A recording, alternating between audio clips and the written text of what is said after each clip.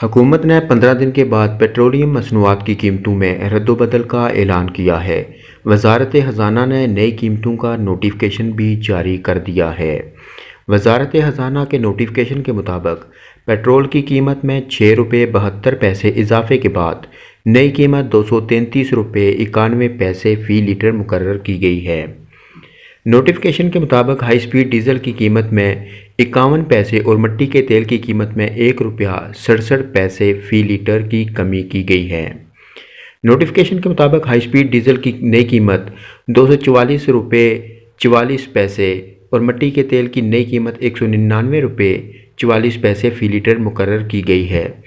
वजारत ख़जाना ने light diesel की कीमत में 43 पैसे फ़ी लीटर इजाफा किया है, जिसके बाद नई कीमत 191 रुपये 75 पैसे फ़ी लीटर होगी।